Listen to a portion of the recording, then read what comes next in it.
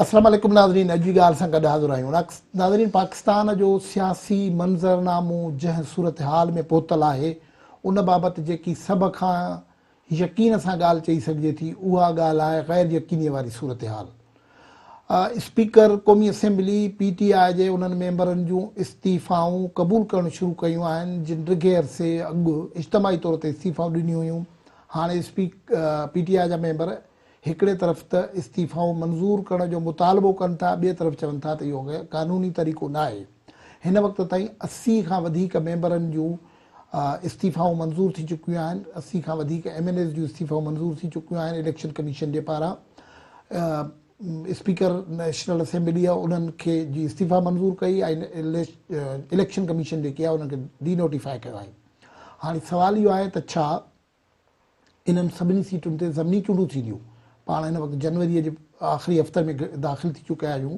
ऐं जॾहिं आख़िरी हफ़्तनि में दाख़िल थियूं पिया था त पोइ 90 ॾींहंनि जे अंदरि चूंडुनि जो मतिलबु आहे त ही पाण अप्रैल में छा ज़मीनी चूंडूं थींदियूं ऐं पोइ जून में त बजट अचणी आहे ऐं पोइ अक्टूबर में त अदरवाइज़ आम चूंडूं थियणियूं आहिनि।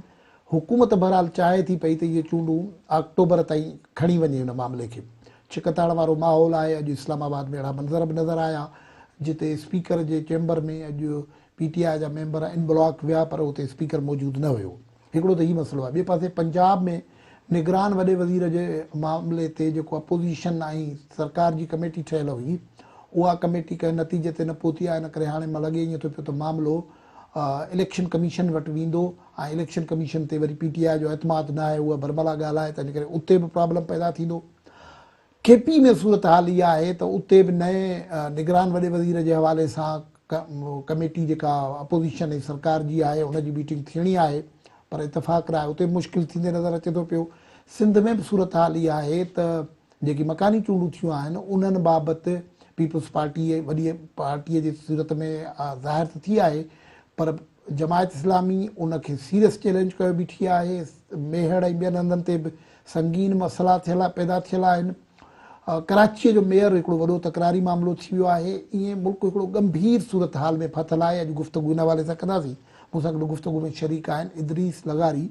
पॉलिटिकल इशूज़ ते लिखंदा रहिया आहिनि त इन लाइ तजज़िया कंदा रहिया आहिनि ऐं ॿियनि साथियुनि खे बि असीं टेलीफोन लाइन्स ते शरीक कंदासीं। इदरीस साहब महिरबानी, मंज़रनामो त इहो आहे, कीअं था ॾिसो पिया त छा मुल्क आम चूंडुनि ॾांहुं पियो वञे, ज़मीनी चूंडुनि ॾांहुं पियो वञे या कंहिं घोटाले ॾांहुं पियो वञे, छा पियो थिए? महिरबानी नाज़ साहब। डिंदर साहब, मुंहिंजे ख्याल में जंहिं ॾींहं खां वठी इमरान ख़ान खे जेको आहे अदम एतमाद तहरीक में लाथो अथनि ऐं 9 अप्रैल ऐं हाणे बाक़ी उनमें 3-4 महीना आहिनि, उन ॾींहं खां वठी पाकिस्तान में हिकिड़ो जेको सीरियस जेको हिकिड़ो बहरान जेको आहे उहो इमरान ख़ान ॾियण त शुरू करे छॾियो आहे। हिकिड़े पासे इमरान ख़ान माना चए थो त 9 अप्रैल ते ई पार्लियामेंट मां चए त असां इस्तीफ़ा ॾेई वञूं था। हाणे असां इहा पार्लियामेंट असांखे कंहिं बि सूरत में खपे कोन। पोइ हुकूमत ॿियनि केतिरनि धुरियुनि बि चयो पियो बार बार त इमरान ख़ान जेको आहे उहो वापसि पार्लियामेंट में अची डायलॉग थिए ॻाल्हियूं थियूं पर इमरान ख़ान चयो त असां कंहिं बि सूरत में इन पार्लियामेंट में न वेंदासूं। पोइ असां ॾिठोसीं इमरान ख़ान जेका आहे उहे ख़ुदि मुख़्तलिफ़ क़िस्म जी जेका मई में मार्च शुरू कयूं, वरी चयूं त अगस्त में कोई थियण वारो आहे, वरी चयूं 26 नवंबर ते जेका शुरू कयूं ऐं 26 नवंबर ते जेको उन पिंडी में जलसो कई तंहिंमें चई जेको असां हाणे पार्लियामेंट सां को तालुक़ु कोन्हे, को असांजो वास्तो कोन्हे, असां हाणे इस्तीफ़ाऊं ॾींदासूं पंजाब असेंबली मां ऐं KP असेंबली मां अची। पोइ उन्हनि ते बि हिकिड़ो वॾो जेको थियो उन ते असां ॾिठोसीं त उहे कीअं असेंबली में इस्तीफ़ाऊं आयूं, पोइ कीअं थियो मरलो ऐं हाणे ख़ुदि 2-4 ॾींहं अॻु में इमरान ख़ान बयानु ॾिनो जेको असां वरी हाणे जेको ख़ासि तौर ते वापसि मोटंदासूं ऐं असां ईंदासूं एग्ज़ैक्टली शहबाज शरीफ़ खे हिकिड़ो टफ टाइम ॾींदासूं। त हाणे हिकिड़ो माण्हू जेको पार्टी जो लीडर आहे जंहिंजूं 158 सीटूं क़ौमी असेंबली में आहिनि, उहा उनखे ख़बर को क्लियर न आहे मामलनि में त हुनखे करिणो छा आहे, हुन वटि का हिकिड़ी क्लियर लाइन नज़र कोन थो अचे। को क्लियर माने एॾी हिकिड़ी वॾी पार्टी आहे। उहो सुवाल इहो आहे त मसइलो हाणे त चयां त 80 मेंबरनि जो इस्तीफ़ो मंज़ूर थी चुको आहे ऐं स्ट्रेटजी इहा थी लॻे पई स्पीकर जी त उहो सेटिस्फिकेशन कंदो वेंदो आहे, इहो इस्तीफ़ो मंज़ूर कंदो वेंदो। हाणे त PTI कोशिशि न त इस्तीफ़ो रोकराए या मिसाल तौरु इन क़िस्म जी त थींदो छा, ज़मीनी इलेक्शन में वेंदा, एतिरी वॾे तइदाद में ज़मीनी चूंडूं थींदियूं, उन में ज़मीनी चूंडुनि में वरी प्रॉब्लम इहो आहे त फज़लुर रहमान साहब चई चुको आहे त असीं ज़मीनी चूंडुनि में हिसो न वठंदासीं। पीपल्स पार्टी चयो हिन महिल ताईं रिकॉर्ड ते आहे त असीं हिसो वठंदासीं। कराची जूं सीटूं आहिनि न, ॿियनि हंधनि जूं सीटूं आहिनि, त इहो बि हिकिड़ो बुरान हूंदो न सियासी पार्टियुनि जे लाइ। ॾिसो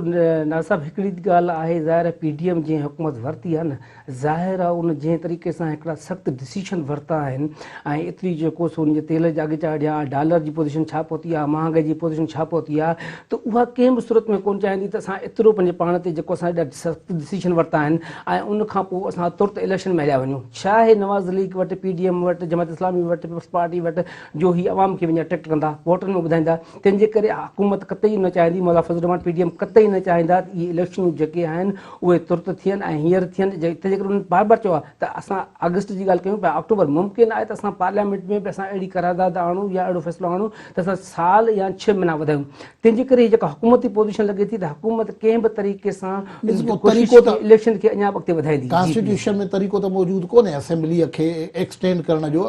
तरीक़ो त मौजूदु न आहे पर उनखे छा ग्राउंड ही जेको मुआशी बहरान आहे उनखे बनाईंदा छा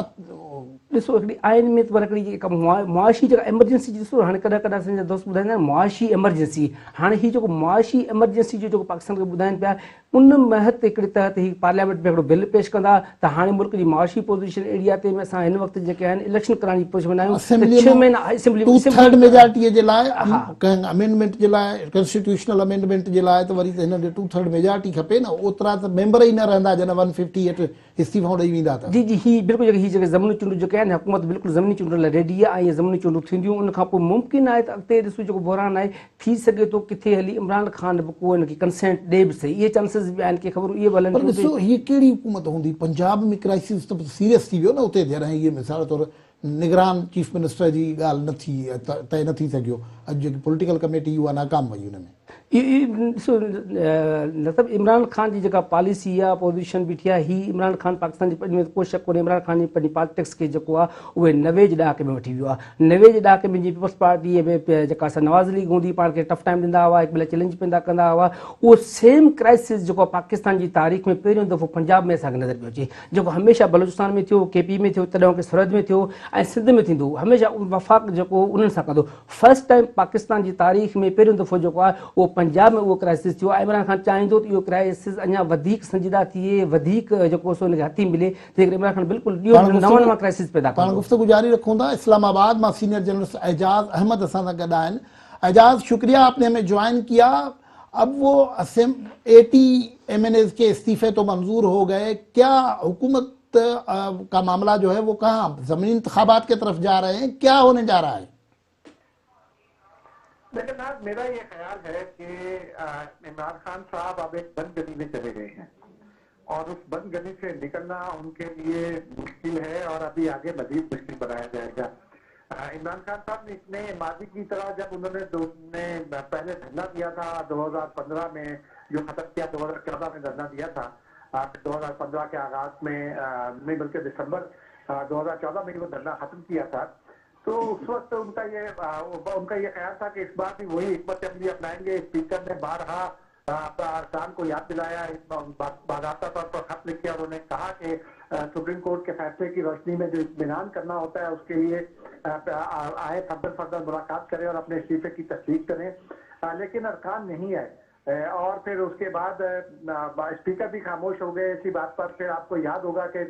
कुछ अर्सा पहले PTI ने जब ऐलान किया पिछले माह तो उस वक्त भी स्पीकर ने दोबारा एक खत लिखा अरकान को कि आए और अपने अपने इस्तीफों की तस्दीक करें या तब्दील करें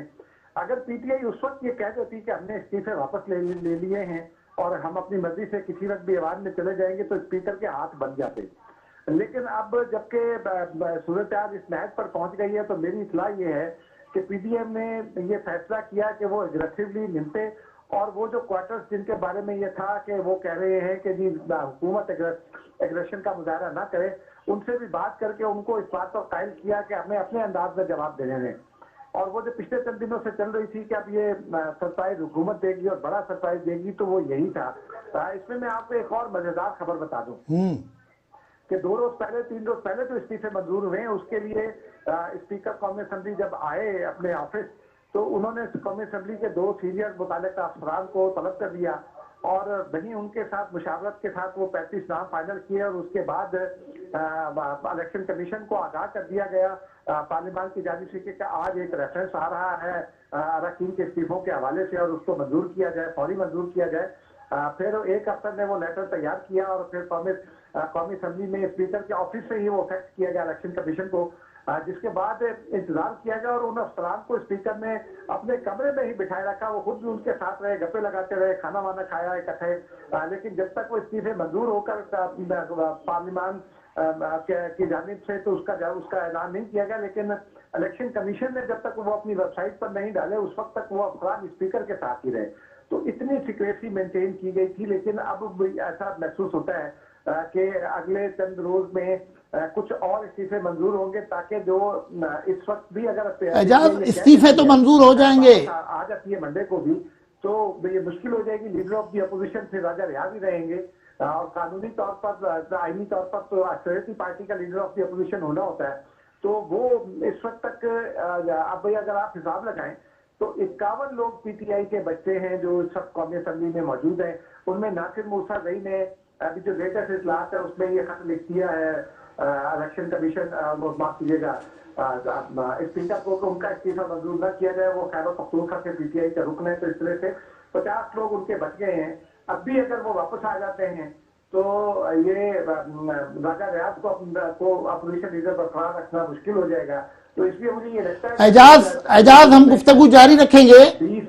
एजाज हम गुफ्तगू जारी रखेंगे। ब्रेक जो वक्त है ब्रेक वठूं था। एजाज अहमद असां टेलीफोन लाइन ते आहिनि। ब्रेक खां पोइ ईंदासीं त एजाज सां गुफ्तगू इस्लामाबाद जी अॼोकी सूरत हाल ते बि जारी रखंदासीं। ब्रेक।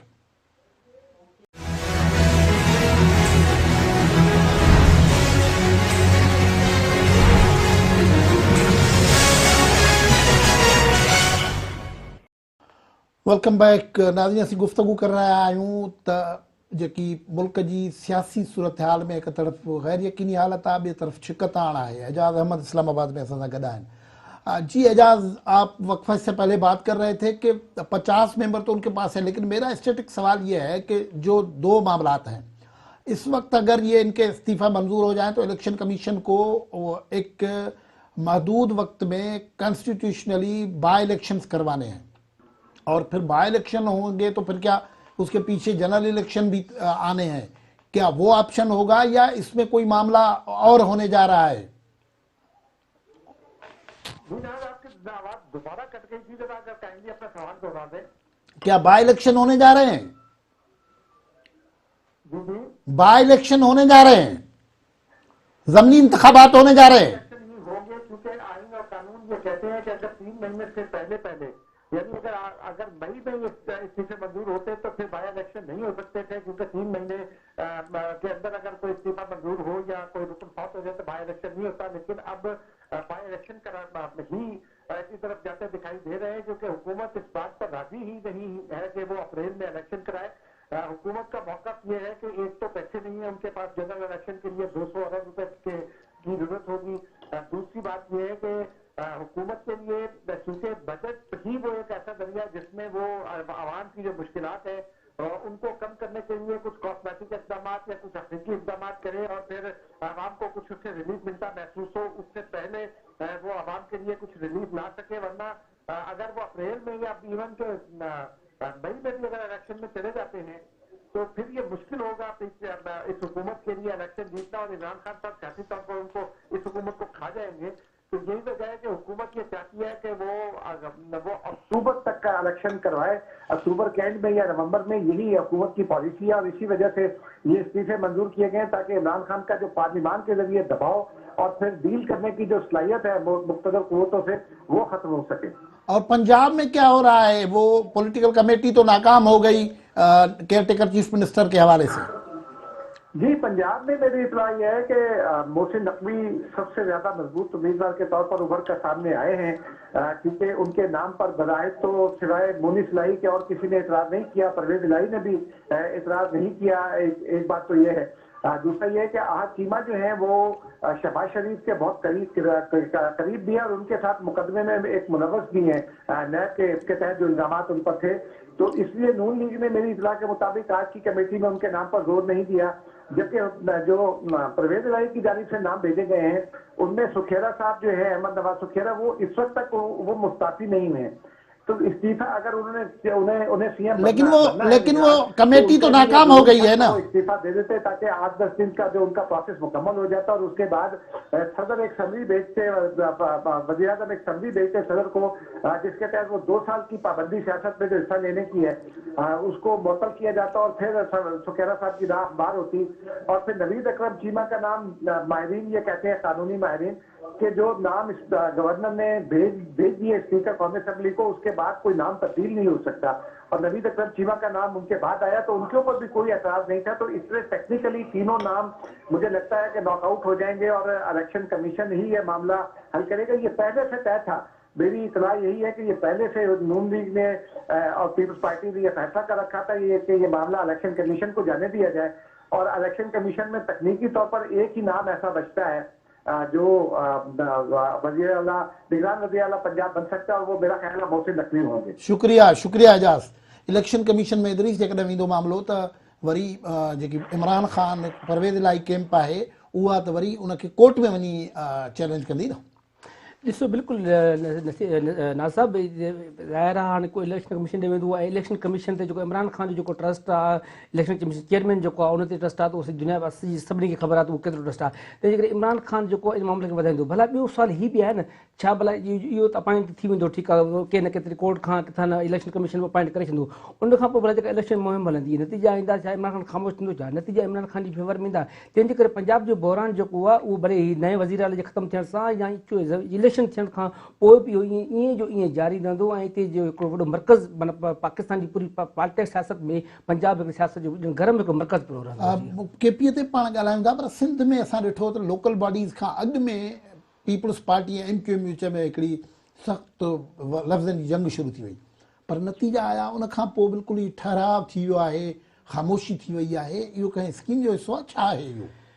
साहब मुंहिंजे ख्याल में जेको MQM वारो मैटर आहे त उहो सॼो मुंहिंजे ख्याल में हीअं आहे त MQM जो असुल मैटर आहे धड़नि सां ऐं उनमें हिकिड़ो ज़रदारी साहब या नवाज़ अली की PDM हिकिड़ो पंहिंजो रोल प्ले कंदा। असल में MQM खे धड़नि तरफ़ां हिन वटि का लेफ्ट कोन्हे, तंहिंजे करे उन्हनि इहे मुख़्तलिफ़ बहाना ठाहिया पई, कोशिशि कई पई त को न को असांखे मिले। ॾिसो गुज़िरियल 4 साल में वसीम अख्तर जेको रहियो हुयो त उहो दाहूं कंदो रहियो त असांखे का बि शइ कोन थी मिली। त इन्हनि जा जेके हथ ही पंहिंजे पाण खे ॼण ते जेको इन्हनि कुझु कयो हुयो पूरे पाकिस्तान जी पॉलिटिक्स में, जंहिं तरीक़े सां इन्हनि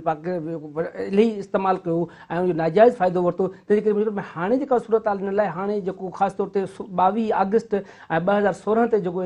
अल्ताफ़ हुसैन जेको ॻाल्हायो, उन खां पोइ मुंहिंजे ख़्याल में एस्टेब्लिशमेंट वटि जेको आहे इन्हनि जे लाइ को एतबार न आहे या एतमाद ई न आहे। हिकिड़ी कोशिशि त थी आहे त MQM जे सभिनी धड़नि खे गॾु विहारे, मतिलबु कोशिश जो नतीजो इहो निकितो न जो इलेक्शन जो बाइकाट कयो उनजो, त उहो इन करे जो लंदन बाइकाट कयो, पर हिननि खे गॾु विहारे इहो फील त ॾियारे वियो न। इहा कोशिशि ॾिसो इहा कई वई, पूरी तरह इहा कोशिशि कई वई, ऑर्गेनिक कोशिशि त न हूंदी, एग्ज़ैक्टली हिक ताईं कोशिशि कई वई। पर ॾिसो उन ते ॿियनि अख़बार ख़ासि तौर ते डानी ॾाढी तहक़ीक़ रिपोर्ट लिखी त इन्हनि खे हिकिड़े फ्रेंड मतिलबु धड़नि तरफ़ां न हिकिड़े फ्रेंड तरफ़ां चयो वियो त पाण में ठही वञो, पर ज़ाहिर उहो एतिरो ई करे सघिया भई जेतिरो इन लाइ थी वियो। इन्हनि खे वधीक हुई त असां हीअ सभु ॾिसो हाणे एतिरो एडुकेशन त 90,000 छा UC जी सीट का 90,000 हूंदी आहे छा, त उन्हनि सभिनी चयो त 8 खां 10,000 माना 1000 ॿिनि जो को फ़र्क़ु आहे। पर इन्हनि छा पई कयो, इन्हनि एॾो ॿुधायो पिया त हिकिड़ी UC जेका आहे 7-8,000 ते आहे, ॿी 80-90,000 ते, माना इन्हनि पॉलिटिकली उनखे इस्तेमालु पिया कयो। असुल में ही वेठा हुआ त असांखे मथां को ग्रीन सिग्नल मिले, मथां को वरी मिली वञे जो पोइ असां वरी उन तहत ई को कमु अॻिते वधायूं ऐं कमु कयूं। शाकिर सोलंकी असांजो सीनियर सहाफ़ी आहे इस्लामाबाद मां, असां सां गॾु आहे। शाकिर, हीउ जेको मामिलो हाणे त इस्तीफ़ाउनि मां वञे थो पियो, त सरकार जी स्ट्रेटजी छा आहे हिन खे डील करण जी? जी ना साहब, सरकार जी स्ट्रेटजी बज़ाहिर इहा नज़र अचे पई जेका असांजी ॻाल्हि थी आहे हुकूमती माण्हुनि सां, उहे चवनि था त इमरान ख़ान जो प्लान हुयो आमिर कियानी साहब खे अपोजिशन लीडर बनाइण जो, त इमरान ख़ान चाहे पियो त अपोजिशन लीडर मुंहिंजो हुजे PTI जो हुजे त जीअं पंजाब वारी सूरत हाल मर्कज़ में बि पैदा करे सघां ऐं टफ टाइम ॾेई सघां हुकूमत खे निगरान सेटअप जे लाइ पंहिंजा मुतालबा मंझाए सघां। पर उहो प्लान यानी प्लान PTI जो हुयो, पर इन नज़र अचे पियो त अमल दरामद PDM करे वरितो आहे ऐं हुकूमत किराइण चाहे पियो इमरान ख़ान मर्कज़ जी, उहा त PDM बचाए वरिती उल्टो पीटीआई जो हुकूमतूं ॿ सूबाई हुकूमतूं ख़तमु करायूं त हाणे राजा रियाज़ खे बचाइणो हुयो वफ़ाक़ी हुकूमत खे ऐं हीअ जेके इस्तीफ़ा मंज़ूर करण जो सिलसिलो शुरू कयो वियो आहे 81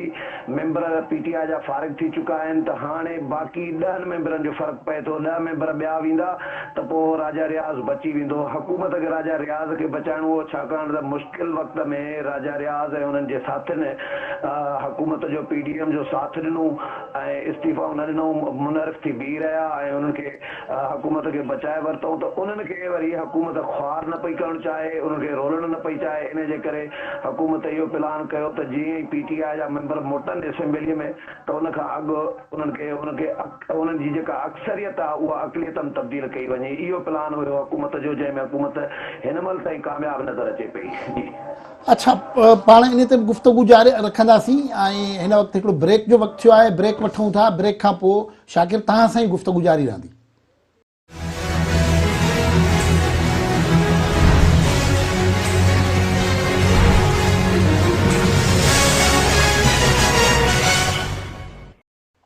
वेलकम बैक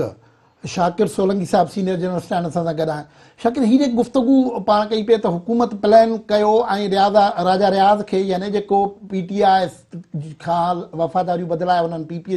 पीडीएम जी हिमायत कई उन्हनि खे रखणु पिए चाहियो पर छा हुकूमत केतिरो इन तरीक़े सां सर्वाइव कंदी मुआशी बहरान खे हल न करे सघी आहे महांगाईअ खे हल न करे सघी आहे लोन्स जो मसइलो आहे इमरान ख़ान अॼु बि चयो आहे त सॼी दुनिया में ई फिरनि पिया पर लुटेरनि खे पैसा न पिया मिलनि बजेट अॻियां अचणी आहे कहिड़ो कार्ड हुकूमत खेॾंदी जंहिं कार्ड सां खेॾी वरी चूंडुनि में वेंदी। जी शाकिर असां शायदि राब्तो असांजो कटिजी वियो आहे। हिकिड़ो जेको लॻे थो पियो इदरीस साहब उहो इहो मामिलो इहो आहे त हुकूमत ज़मनी चूंडुनि खां अवॉइड करे थी पई ऐं उहा असेंबलीअ में जेको डिसेंट वाइस आहे इख़्तिलाफ़ी वाइस आहे उनखे ॿाहिरि कढी छॾिए ऐं पोइ बजेट अप्रूव कराए बजेट हिकिड़ी अहिड़ी रोज़ी पेश करे छॾिजे मिसाल तौरु पघारुनि में इज़ाफ़ा करे छॾिजनि टैक्स घटाए छॾिजनि जेकी पोइ बाद में रिलीफ जे सूरत में वोट जी सूरत में माण्हू वञनि त इहो कार्ड त थी सघे थो न। ॾिसो नाज़िब ज़रूरु हुकूमत जे पासे इहा हुकूमत जेका चए थी असांखे 8-10 महीना वधीक बि खपनि ऐं ख़ासि तौर ते असां जेका बजेट पेश कयूं उनखां पोइ वञी जेका इलेक्शन थिए त हुकूमत वटि ज़रूरु अहिड़ा ई हूंदा त असां कंहिं न कंहिं तरीक़े सां जेको आवाम खे नौकरियूं ॾियूं को रिलीफ ॾियूं पर हिकिड़े पासे ते हुकूमत इहा आहे ॿिए पासे मजबूरी तौरु पाकिस्तान जो जेको बहरान जेको आहे मुआशी बहरान जेको आहे उहो इन नहज ते पहुची चुको आहे जो असां वटि तव्हां ॾिसो था टेक्नोक्रेट्स जूं ॻाल्हियूं पियूं हलनि ऐं इतफ़ाक़ सां टेक्नोक्रेट्स जूं ॻाल्हियूं केरु पियो थियो अॻे त असांखे कंदा असांजो जेके पोयां धुरियूं वेठियूं हूंदियूं हुयूं उहे धुरियूं इहे ॻाल्हियूं कंदियूं हुयूं त असां जेको प्रेसिडेंशियल जेका उहा कंदी पर हाणे हुकूमत पहिरियों दफ़ो असांजी हुकूमत पई करे टेक्नोक्रेट्स अचनि फिज़ल आउट थी वई न हुकूमत इमरान ख़ान कई फलाणे कई पर सभिनि चयो त न ऐं चवण हीअ थो चाहियां त माना उहो पहिरियों दफ़ो हिननि कयो आहे माना हुकूमत इहो कयो अॻु में कॾहिं बि ईअं न थियो आहे त उहा हुकूमत इहो ॻाल्हियूं हुकूमत कयो उनजो मक़सदु छा हुयो त हुकूमत एॾा सख़्तु डिसीशन वठण खां लहराए पई छाकाणि शाकिर सोलंकी असां सां गॾु आहे। शाकिर उहा ई ॻाल्हि पे कईसीं त ज़मनी चूंडुनि खां बि सरकार लहराए पई या ज़मनी चूंडुनि में वेंदा ज़मनी चूंडुनि में हिन महिल ताईं जेका स्ट्रेटेजी जेका हुकूमत जी आहे या जेको असांखे ज़रिए जे हवाले सां ख़बरूं पवनि थियूं त ज़मनी चूंडुनि में कोन वेंदा ही अगस्त ताईं खणी वेंदा मामले खे ऐं उहो इनजे करे त हुनजे लाइ 2-3 मुख़्तलिफ़ क़िस्म जा हिननि वटि जवाज़ मौजूदु आहिनि। हिकिड़ो जवाज़ तव्हांखे यादि हूंदो त 2018 जे इलेक्शन खां अॻु में CCI जी मीटिंग में इहो तय थियो हो त 2018 जूं चूंडूं पुराणी मर्दमशुमारी तहत जेका हुई उन तहत कयूं था ऐं ईंदड़ जेके चूंडूं हूंदियूं 2023 वारियूं उहे नई मर्दमशुमारीअ तहत थींदियूं इहो सिंध जो मुतालबो हो ऐं इहो तय थियो हो CCI में। हाणे CCI जो फ़ैसिलो हुकूमत ख़ुदि डिस्कस करे पई ऐं इहो अदालत में मामिलो वेंदो ऐं डिले कराए वेंदो। हाणे जेकॾहिं मर्दमशुमारी नई जेका हले पई इहा मार्च अप्रैल जे एंड ताईं चयो वञे थो त इहा ख़तमु थींदी 30 अप्रैल ताईं उन खां पोइ वरी नई हल्काबंदियूं थींदियूं यकीनी तौर ते मर्दमशुमारी जेकॾहिं नई थी थिए त उन तहत नयूं हल्काबंदियूं थींदियूं त इहो 2-3 महीना इहे छिके वेंदा अगस्त ताईं जेको हुकूमत जो प्लान आहे ऐं सूबनि खे बि उहो ज़ाहिर आहे जॾहिं निगरान सेटअप ईंदो त हाणे PTI जो निगरान वज़ीर आला त कोन्हे, न पंजाब में न KP में हूंदो, इलेक्शन कमीशन वज़ीर आला निगरान मुक़ररु कंदी, जंहिं ते बि तव्हां तकरार थींदा, इहे बि अदालतुनि में मामला वेंदा, PTI पाण चए थी त असां खणी ईंदासीं, त इहो जहिड़ो हलंदो पियो सियासी हिकिड़ो इहो बहिराननि मां गुज़री अगस्त ताईं हुकूमत जो प्लान आहे त जनरल इलेक्शन ॾांहुं खणी वञो मामले खे। ऐं इहे बि ख़बरूं अचनि पई थियूं त सरकार PDM सरकार जेकी आहे उहा जेको बजट आहे उनखे बि हिकिड़े कार्ड तौरु इस्तेमालु कंदी, बजट खे बि हिकिड़े कार्ड तौरु इस्तेमालु कयो वेंदो।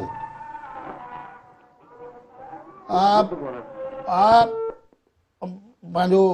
ही बि आहे न त सिर्फ़ु PDM में ख़ुदि मसइलो बि आहे त आदमशुमारी वारो मामिलो जेको आहे, आदमशुमारी वारे मामले ते ज़ारत तय इहो थियो हो त पोइ इलेक्शन सिर्फ़ु उन वक़्त ताईं एग्री थिया हुया, नई आदमशुमारी कराइणी हुई, थियणी हुई, डिजिटल आदमशुमारी जेका कराइनि पिया था उन ते सिंध जा एतिरा त पंहिंजे जाइ ते, पर इहो लीगल मसइलो कोर्ट में वञी सघे थो न। बिल्कुलु ॾिसो नाज़ाब, इहो आदमशुमारी वारो मसइलो जेको आहे इहो बि कोर्ट में वेंदो अची। ऐं हीउ जेको तव्हां जेको ॻाल्हि कई, जेको हीउ बजट वारो कार्ड जेको आहे न, असल में हुकूमत वटि बचे हिकिड़ो इहो ई कार्ड थो जेको इस्तेमालु कंदी, ऐं जंहिं सूरत जंहिं खां पोइ हू इलेक्शन में वञण में रिलैक्स हूंदी। न त हिननि में हिन वक़्तु त हू सोचे बि कोन था सघनि को असां इलेक्शन में वञूं। विच में त सूरत हाल एतिरी थी चुकी, जॾहिं नए आर्मी चीफ जी मुक़ररी चऊं पिया त शहबाज शरीफ़ खे त ज़बरदस्ती रिमूव करण जा ख़बरूं बि जेके मार्केट में आयूं, उहा ख़बर हलियूं बि हुयूं। तंहिंजे करे हुकूमत वटि फ़क़ति तव्हांजी चवणी प्लानिंग इहा ई आहे त असां बजट ताईं हलूं, बजट खां पोइ जेको जुलाई अगस्त ताईं करे ऐं अक्टूबर ताईं जेके असां वञी इलेक्शन ज़मीनी चूंडुनि जे मामले ते मूंखे लॻे थो त ख़ुदि PDM जी हुकूमत जेकी आहे उहा हुकूमत बि हिकिड़े पेज ते न आहे। मौलाना फज़लुर रहमान चई चुको आहे त PDM ज़मीनी चूंडूं न थी चाहे पई, पीपल्स पार्टी ज़मीनी चूंडुनि में हिसे वठण जी ॻाल्हि करे चुकी आहे, माना हिकिड़ो पेज हिते बि नथो नज़र अचे पियो न। इनमें त कोई शक न आहे त PDM में ख़ुदि केतिरा इख़्तिलाफ़ आहिनि। तव्हां ॾिसो त पंजाब जो जेको वज़ीर आला इस्तीफ़ा ॾिनी, गवर्नर उहा इस्तीफ़ा क़बूल कोन, मलिक रहमान क़बूल कोन कई। ऐं ॿिए पासे KP में जेको आहे JUI जे गवर्नर जेको आहे जीअं उहा पहुतो ऑर्डर त उन सही करे छॾी। त इन में कोई शक न आहे त ख़ुदि PDM में बि जेके इख़्तिलाफ़ आहिनि, ऐं PDM में हर हिकु जूं पार्टियूं जे ख़ासि तौर ते 3 वॾियूं पार्टियूं जेके आहिनि उन जूं 5 तरजियूं आहिनि, ऐं हू पंहिंजा जेके आहिनि हिसाब सां खेॾनि था, ॾिसनि वेठा सूरताल खे, ऐं उन मुताबिक़ हू 5 लख गुंजाइश बि छॾनि था, गुंजाइश कढनि बि था त सुभाणे जेको नओं सेटअप ठहे त उन में मामला कंहिंसां कीअं सेट कजनि। त ख़ासि तौर ते पीपल्स पार्टी ज़रदारी साहिब बि उन मामले खे ॾिसे थो ऐं उनजे इंतज़ार में बि आहे ऐं खेॾे बि ईअं थो। ज़रदारी साहिब त पंहिंजे जाइ ते जेको करे थो पियो, पर हिकिड़ी ॿी डेवलपमेंट बि थिए पई थी त मिसाल हाणे डेट अची चुकी आहे त मरियम नवाज़ साहिबा 23 जनवरी ते वापसि ईंदी, ऐं ज़ाहिर आहे त उन खां पोइ इहा ॻाल्हि बि थिए पई त जेको एक्स प्राइम मिनिस्टर आहे उहो बि वापसि अची वेंदो, नवाज़ शरीफ़। बिल्कुलु मरियम नवाज़ लाइ चवनि पिया उहा 23 तारीख़ अची वेंदी, ऐं उन 23 तारीख़ अनाउंस थी चुकी आहे त 23 तारीख़ अची वई, माना 23 तारीख़ माना अरबा ताईं जेको शायदि सूमर अंगार ताईं उहा बची वेंदी। उनजे लाइ ज़ाहिर आहे पंजाब में जेके ज़मीनी चूंडूं थियनि पियूं, ऐं ॿिए पासे त ख़ुदि ज़रूरत महसूसु पई थिए त हाणे ॾिसो जेको हमज़ा शहबाज़ जेको रूपोश आहे उहो नज़र पियो अचे स्क्रीन ते, चऊं पिया त नंढो जो ठीकु कोन्हे, उनजे करे उहा बि हिकिड़ी वॾी तनक़ीद थी आहे। ख़ुदि पार्टी अंदरि बि तनक़ीद थी आहे त नवाज़ शरीफ़ बि ॿाहिरि आहे, पर हाणे मरियम नवाज़ बि ॿाहिरि आहे, माना पंजाब में पार्टी खे केरु मुतहरिक करे। उते जॾहिं हाणे इतिहाद जेको सुकाफ लीग में ऐं PTI में जॾहिं ज़िम थियण ताईं बि वञे त हाणे उते पार्टी खे लीड केरु करे। पार्टी में तमामु घणा हिकिड़ा सीरियस मामला जेके थिया आहिनि, तव्हां ख़ुदि ॾिसो त शाहिद खाकन अब्बासी ऐं जेको मिफ्ताह इस्माइल इन्हनि जा ख़ुदि पार्टी सां कहिड़ा रिज़र्वेशन जेके साम्हूं आया आहिनि, ऐं माना इख़्तिलाफ़ पार्टी जे अंदरि बि हिननि जो जेको आहे न उहो ॼण त ॼण हिकिड़ो जहिड़ो निकिरी पियो आहे, वधी पियो आहे। सिंध में बि दिलचस्प सूरत हाल आहे न। हाणे मिसाल तौरु लोकल बॉडी जूं चूंडूं त थी वियूं आहिनि, पोयूं जेको टर्म लोकल बॉडी जो गुज़ारियो उहो घणे भाङे बेअख्तियार गुज़ारियो उन्हनि। त हीउ जेको टर्म आहे उहो अञा स्टार्ट ई न पियो थिए न, कराची जे मेयरशिप ते जेको झड़ो शुरू थियल आहे। त ॾिसो नासाब कराची जी मेयरशिप मुंहिंजे ख़्याल में मामलो क्लियर थी वेंदो, घणे करे लॻे हीअं थो त हीअ जमायत इस्लामी खे ॾींदा अची, ऐं पीपल्स पार्टी जी कोशिशि आहे त उन मां कान काॾे तरीक़े सां सेटिंग कजे, ऐं ख़ुदि JI बि जमायत इस्लामी बि चाहींदी त पीपल्स पार्टी सां इताद थिए, छाकाणि पीपल्स पार्टी में जेकॾहिं इताद मथे वफ़ाक़ में उहा वेठी आहे, इताद शामिल आहे। ॿिनि ॾींहंनि में इहो थियो आहे त हूअं जेके हिक ॿिए जे ख़िलाफ़ धोएंदार बयान हुया उहे न पिया थियनि, गॾियल प्रेस कॉन्फ्रेंसूं बि थियनि पियूं, मीटिंगूं बि थियनि पियूं, राब्ता बि थियनि पिया। ॾिसो केतिरो मथी माना सुठी लेवल ते सईद गनी वञे पियो, हू वञे पियो, माना इनजी हिकिड़ी सुठी डेवलपमेंट आई आहे। हालांकि ॿिए पासे PTI अण ऐलानियल ऐलान कयो त असां जेको जमायत इस्लामी सपोर्ट कयूं था, पर इन्हनि फ़क़ति बयान जी हद ते उनखे वेलकम कयो आहे, पर को बि इनजी मुलाक़ात न थी सघी आहे, का मीटिंग न थी सघी आहे। ॿिए पासे पीपल्स पार्टी पंहिंजो होमवर्क शुरू करे छॾिनो आहे, माना पीपल्स पार्टी पंहिंजा डेलीगेशन जमायत इस्लामी जे मोकिलणु शुरू कया आहिनि। छो न पई इनिशिएट छो न पई करे, मिसाल तौरु जेकॾहिं उन करणी आहे त उहो जमायत वटि बि न पई वञे, MQ वटि बि न पई वञे, MQ में जा इतिहादी रहिया हुया, PTI तहरुक छो न पई वठे? तव्हां सही था चओ। 2013 में सिराज अल हक जेको हो पंजाब जी असेंबली KP जी असेंबली में पौणा 5 साल सीनियर वज़ीर तौरु रहियो हुयो, उते कैबिनेट में रहियो हुयो, सूबाई कैबिनेट में रहियो हुयो। पर हाणे उहो ॾिसो ही मजमूई सूरत हाल ज़ाहिर आहे उनखे तहरीक इंसाफ़ सुठे तरीक़े सां रीड थी करे, हू सम्झे पई त असां अख़लाक़ी तौर ते जमायत इस्लामी खे ऑप्शन ॾिनो आहे असां तव्हां सां गॾु आहियूं, पर मजमूई तौर ते सूरत हाल हू ॾिसनि था ऐं जमायत खे बि सम्झनि था जमायत का एतिरी सादी न आहे ऐं जमायत खे जेका अक्सरियत मिली आहे ज़ाहिर आहे उनजे पोयां बि कंहिं न कंहिं धुरियुनि जो को न को किरदारु ज़रूरु हूंदो अची, तंहिंजे करे हू चाहींदा त असां करे छॾी आहे, हाणे वधीक पेशकदमी त जमायत इस्लामी करे न, असां त उनखे हिकिड़ो गैर मशरूत मैंडेट ॾेई जमायत छॾियो आहे। इस्लामी त ठीकु आहे, पर मिसल तौर PTI एतिरो त करे सघे पई त हेतिरा उनखे यूनियन काउंसिल 40 खनि मिलियूं आहिनि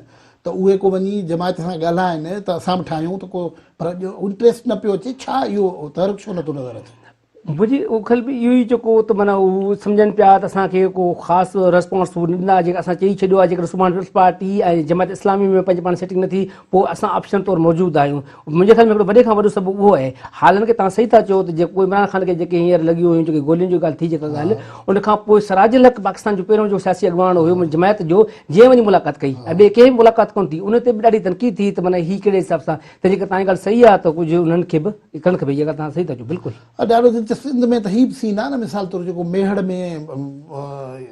PTI कुझु सीटूं खयूं आहिनि त उते वरी उते जेको लीडर आहे उन ते केस हुनजी गुफ़्तगू बि अंदाज़ जी थी आहे त लोकल बॉडी सिंध में बि हिकिड़ो टेंशन पैदा कयो आहे न, उहो मंज़र मुख़्तलिफ़ हंधनि ते तव्हांखे नज़र अचे थो पियो। ॾिसो नासिब इन में को शक न आहे त हिकु त पहिरीं ॻाल्हि त सिंध में सियासी मुखालिफ़त आहे न, सियासी मुखालिफ़ जेके आहिनि उहे ज़रदारी साहिब एॾी ज़बरदस्त पॉलिसी अख़्तियार कई आहे जो उहे सियासी मुखालिफ़त ॼण ख़तमु करे छॾी आहे, ॼण आहे ई कोन। हाणे अंदाज़ा कयो त असांजा वॾा उन पॉइंट ते ऐं उन नुक़्ते ते थो अचां त ॼण वॾी हद ताईं सियासत सियासी मुखालिफ़ ख़तमु करे छॾिया। हाणे जा मदद वारा मेहताब अकबर राशिदी तव्हां ॾिसो, इम्तियाज़ शेख ॾिसो, उहे भुटे साहिब सां गॾु कोन थिया, बेंद्र साहिब सां गॾु कोन थिया, ज़रदारी साहिब सां गॾु विया, तंहिंजे करे ज़रदारी साहिब मुखालिफ़ ख़तमु करे छॾी। हाणे ॿी शइ ॿियो ॾिसो जेका जिन माण्हुनि मज़ामत कई आहे, जेके माण्हू बीठा आहिनि त कहिड़ो शर्त बुबक में जेको गुलाम हुसैन जेको बीठो हुयो उनजे घर ते वञी पुलिस रेड कयो आहे, अटैक कयो आहे, गिरफ़्तार कयो आहे। न्याज़ पुरड़े सां जेको हशर थियो आहे उहो सभु ॾिसूं पिया, माना वॾी सतह ते छॾियो, पर UC सतह ते बि पीपल्स पार्टी आहे ख़ासि उन्हनि खे एतिरो मुखालिफ़ जेको आहे हिकिड़ो UC सतह ते हिकिड़ो माण्हू अचे थो उहो बि बर्दाश्त नथी करे। मुंहिंजे ख़्याल में ही छा हिकिड़ी डेमोक्रेटिक पार्टी ईअं कंदी आहे छा? तव्हां वटि हुकूमत आहे, तव्हां हुकूमत जो इस्तेमालु करे तव्हां माण्हू खे एॾो डिॼायो, एॾो ख़ौफ़ कयो जो माण्हू माना UC सतह ते जनरल काउंसिलर चेयरमैनशिप ते बि न बीहे। मुंहिंजे ख़्याल में इहो हिकिड़े पार्टी खे जुगाए कोन थो, उनजो स्टैंडर्ड न आहे। महिरबानी इदरीस लगारी साहब। नाज़रीन, अॼु असां पाकिस्तान जे सियासी मंज़रनामे में जेके उभरंदड़ इशू आहिनि उन्हनि बाबति गुफ़्तगू कई, गुफ़्तगू मोकिलायूं था। अला भाई।